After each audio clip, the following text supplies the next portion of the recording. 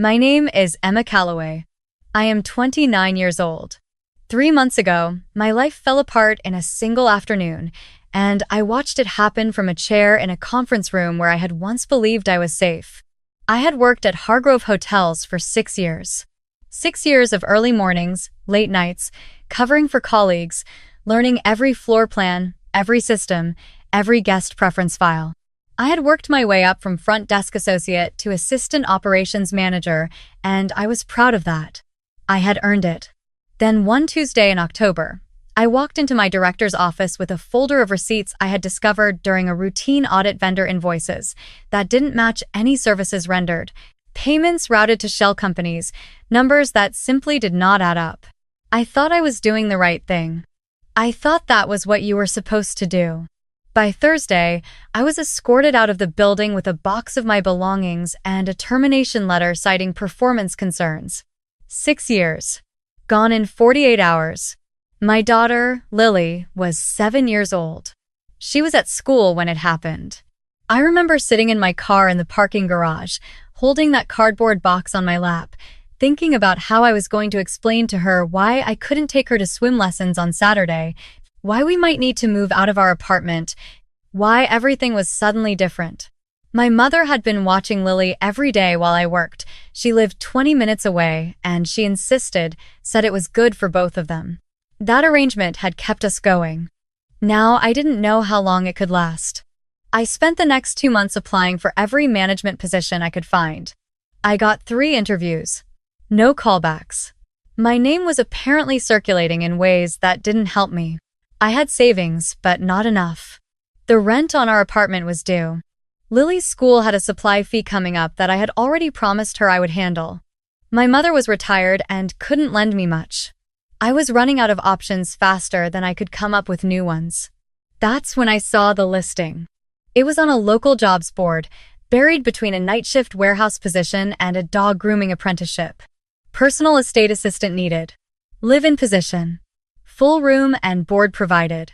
Generous compensation. The job description was brief and oddly formal, like it had been written by a lawyer rather than a person. The candidate would be responsible for daily household coordination, correspondence management, and providing companionship and light assistance to a retired gentleman in his late 70s. It listed one unusual requirement at the bottom. Must be comfortable working with individuals who experience periods of confusion and emotional difficulty. I read it 3 times. Then I applied. I want to be honest about why. It wasn't because I felt drawn to the work or particularly qualified. It was because the salary was real, the room and board meant I could stop worrying about rent, and I was desperate enough that the emotional difficulty line barely registered. My mother agreed to have Lily stay with her during the week. They already had a good routine, and Lily loved her grandmother's house, with the big backyard and the old chocolate lab named Biscuit. I called Lily every single evening without fail. That was the promise I made to both of us before I even sent the application. 2 days after I applied, I received a call from a woman who introduced herself as Diane Aldrich. Her voice was smooth and precise, the kind of voice that sounds permanently in control. She told me the position was at the Aldrich estate, that the man I would be assisting was her uncle, Dr. Reginald Aldrich, a retired architect and former university professor. She said his mental clarity had become unpredictable and that previous assistants had found the situation too demanding. She scheduled an interview for the following morning and gave me an address 40 minutes outside the city. I arrived to find a house that looked less like a home and more like something out of a landscape photograph, a wide stone manor set back from the road, surrounded by mature oaks, with a long gravel driveway that crunched under my tires. I sat in the car for a moment before going in, reminding myself why I was there. Diane met me at the door. She was perhaps 45, dressed in a crisp blazer, despite it being a Sunday morning, with the same controlled quality her voice had on the phone. She shook my hand once and led me inside without small talk. The interior was full of light and books. Shelves along every hallway, framed architectural drawings on the walls, models of buildings inside glass cases. Whoever Reginald Aldrich had been before whatever was happening to him now, he had clearly been someone who thought carefully about things. Before we continue, Diane said, stopping near a sitting room, you should understand that my uncle's condition is not simple. She clasped her hands together. He has periods where he is completely lucid, but he also has periods of significant agitation. He has become confused, sometimes paranoid, and at times he says things that are not grounded in reality. What kinds of things? I asked. She paused in a way that seemed rehearsed. He sometimes believes people are working against him, that documents have been altered, that his financial affairs are being managed without his knowledge. She smiled faintly. The doctors have been quite clear that this is part of his condition. Paranoid ideation. It can be very convincing when it happens, but I want you to understand that context before you begin. I told her I understood. Good, she said. Most people who've applied have been frightened off after the first meeting. I need someone who can remain steady.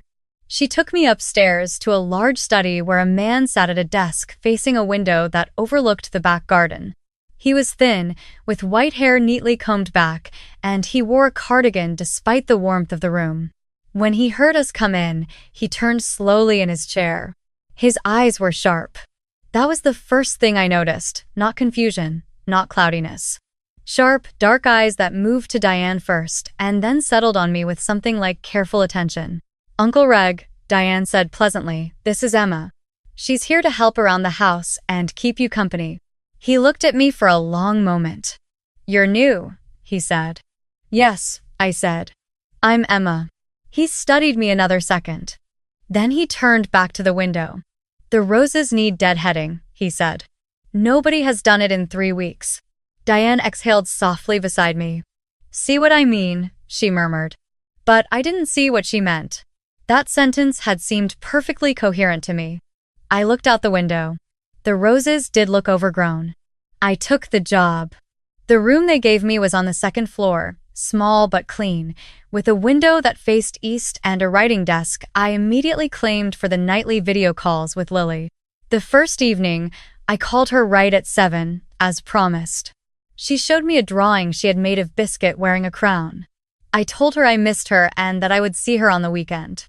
After we hung up, I sat with the quiet of the house for a moment, then went to check on the evening medication schedule Diane had left on the kitchen counter. The first week was manageable. Reginald, he told me on the 2nd day to call him Reg, not Doctor. Aldrich, and definitely not Uncle Reg, was difficult in specific ways, but not in the ways Diane had described. He was impatient about his schedule. He did not like the television on before noon. He wanted his correspondence organized in a particular system that took me several days to understand. He occasionally became frustrated and raised his voice when something wasn't where he expected it to be. Once, he knocked a stack of papers off his desk and told me to leave the room. But he was not confused. Not once in that first week did he seem confused. On my 6th day, he called me into the study while I was bringing his afternoon coffee. He was sitting in his usual chair, hands folded, looking at me with that same careful expression. Sit down, Emma, he said. I sat. My niece told you I'm losing my mind, he said. It wasn't a question. I chose my words carefully. She said you have periods of difficulty. He made a small sound that might have been a laugh. She's been telling people that for 7 months. He paused. Let me ask you something. In the time you've been here, have I struck you as someone who doesn't know what's happening around him? I thought about it honestly. No, I said. He nodded slowly. I want you to remember that. Whatever you are told about me, I want you to remember what you observed yourself.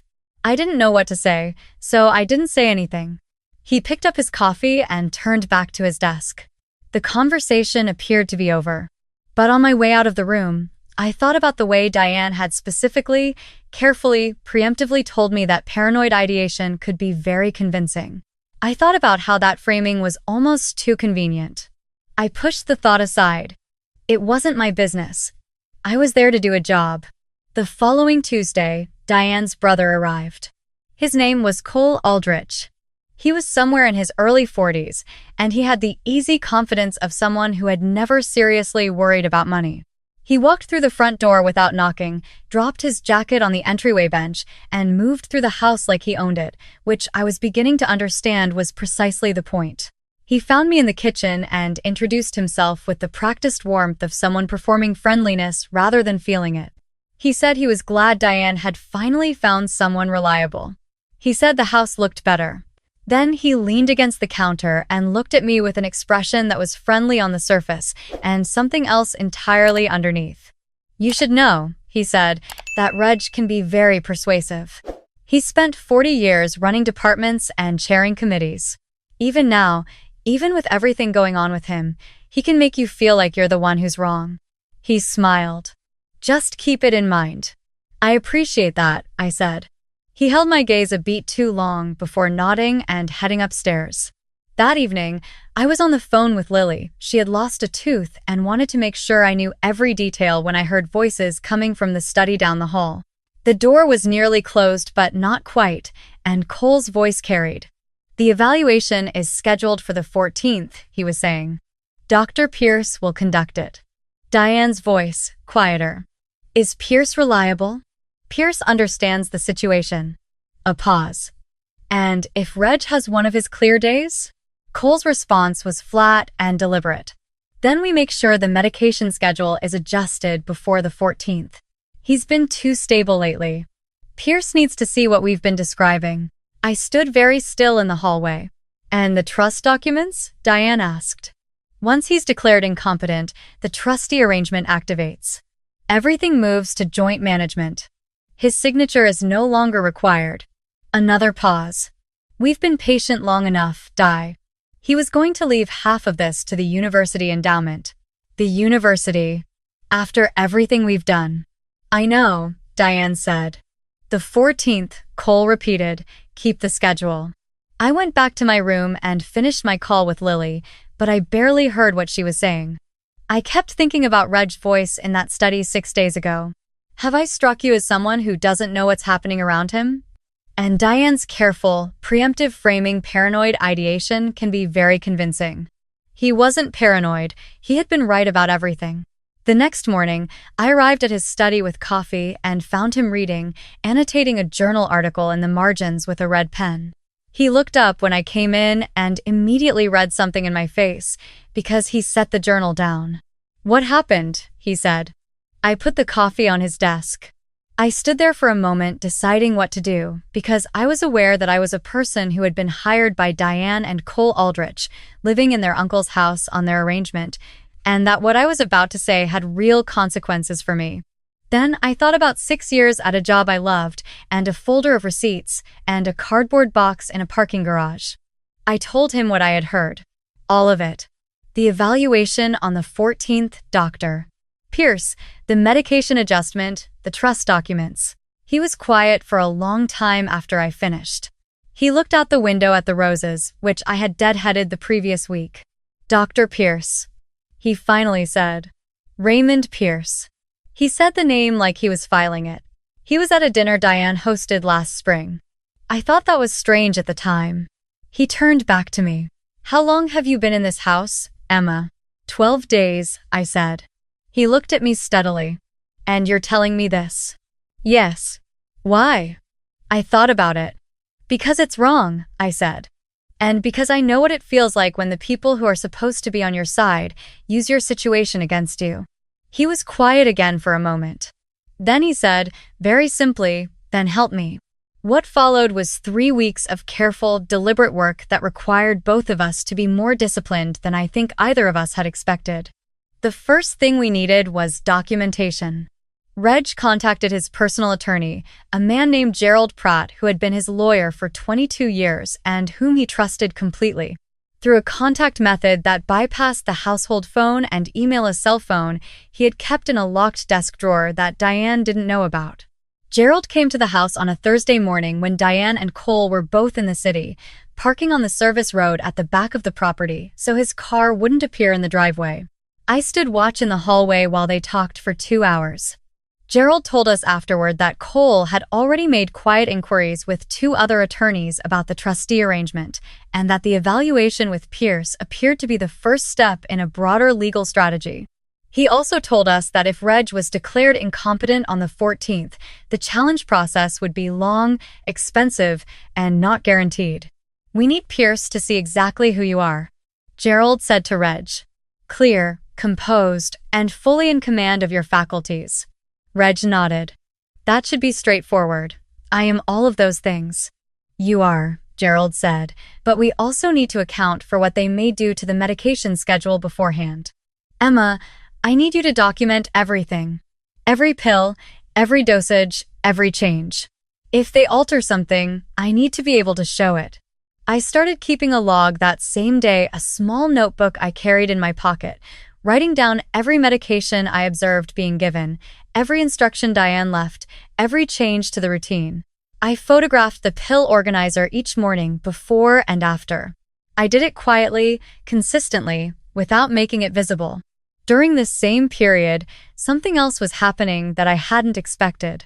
Reg and I had begun to actually talk. Not just about the situation, about everything. He told me about the buildings he had designed over 40 years, projects in 8 countries, a library in Portugal he was still proud of, a small community center in rural Georgia that had been his favorite because nobody who commissioned it had any money and they did it anyway.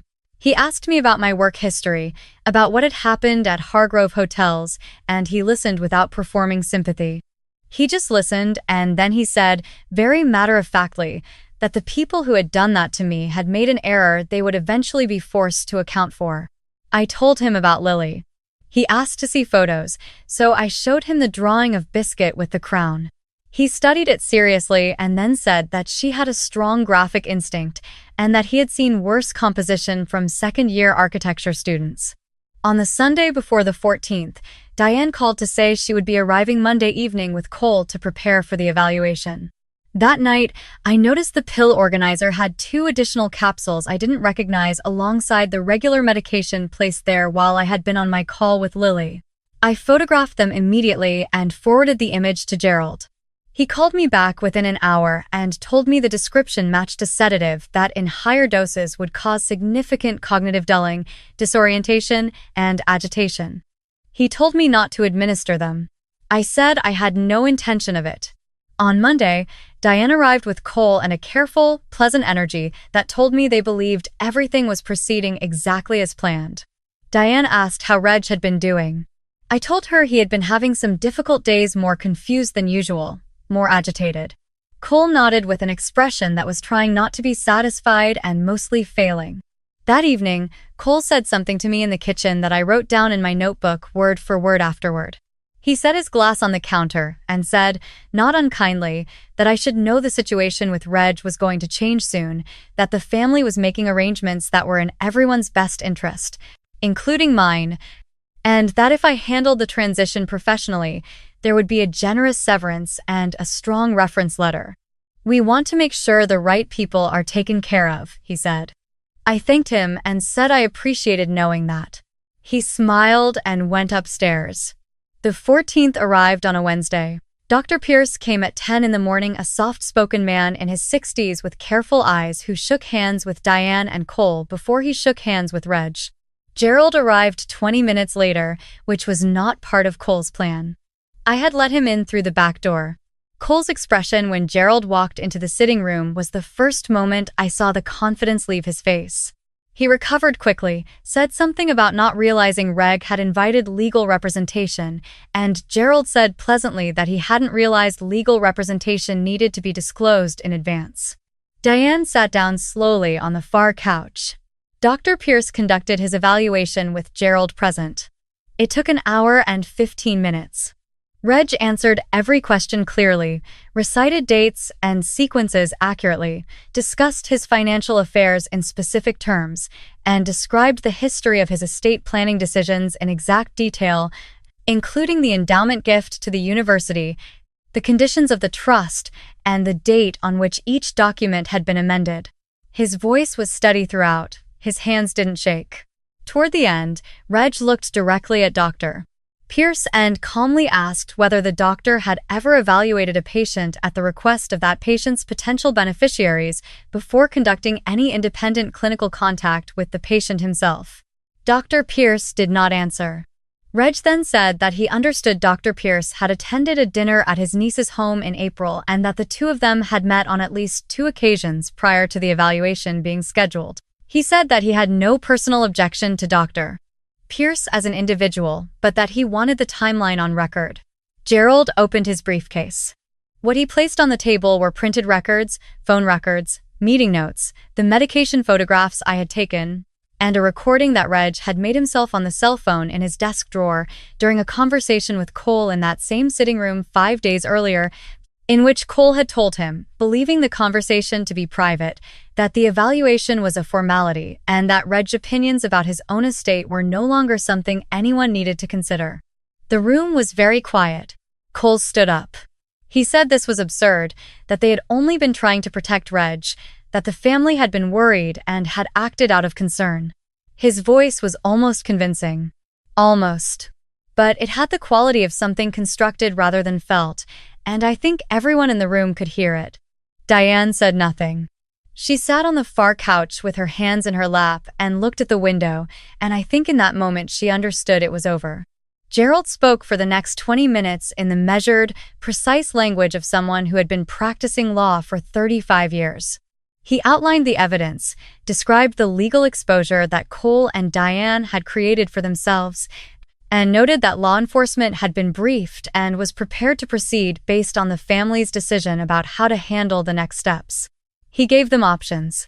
Neither of the options included walking away without consequences. Cole's attorney arrived within the hour, which meant Cole had known this moment might come and had prepared for it. That detail, more than anything, told me how calculated the whole thing had been. I wasn't in the room for most of what followed. I was in the kitchen, sitting at the table with a cup of coffee, thinking about nothing in particular, just letting the tension of the past 3 weeks settle out of my shoulders. At some point, I called my mother to check on Lily. She told me Lily had decided that Biscuit needed to learn French and had spent the morning teaching him commands. I laughed until my eyes watered. After I hung up, I sat quietly for a little while longer. Gerald found me there about 2 hours later. He sat down across from me and set his hands flat on the table. Diane and Cole will be cooperating with the investigation, he said. Reg's attorney has the full file. Given everything, the incompetency claim has no legal basis and will not be proceeding. He paused. Reg wants to see you. I found him in the study, in his usual chair, facing the window. The late afternoon light was coming in at an angle that made the room feel warmer than it was. He heard me come in and turned slowly. For a moment, neither of us said anything. You could have stayed out of it, he said. This wasn't your problem. You had every reason to keep your head down. I know, I said. But you didn't. No. He looked at me for a long moment. I have been thinking, he said carefully, about what I want the rest of my life to look like. I've spent 6 months being afraid that it would be decided for me. And now it won't be. He paused. I find that I want to do something with that. He told me then that he had spoken with Gerald about several things he wanted to change. One of them was a position he wanted to create a permanent estate director role, overseeing the property, his correspondence, his personal affairs, and eventually, he hoped, some involvement with a foundation he had been planning to establish for architecture students from under-resourced communities. He described the compensation, and I had to concentrate on keeping my expression composed. He told me there was a carriage house on the property that had been converted into a guest residence and that it had 2 bedrooms and was sitting empty.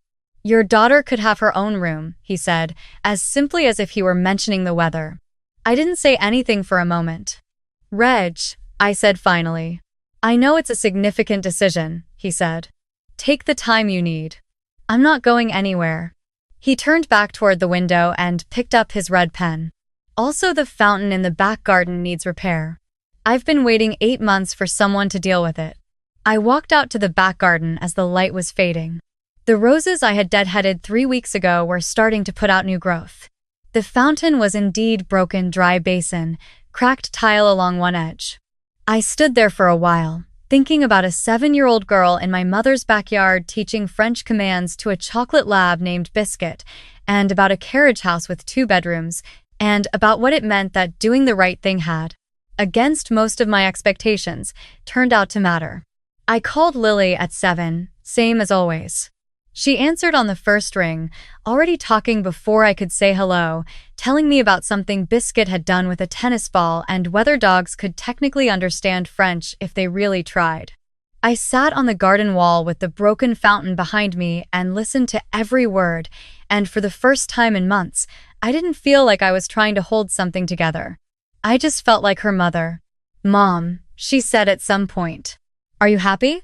I looked up at the back of the old stone house, lights on in the study where a stubborn old man was probably annotating something in red pen and thinking about fountain repairs. "Yeah," I said. "I think I am." She seemed satisfied with that.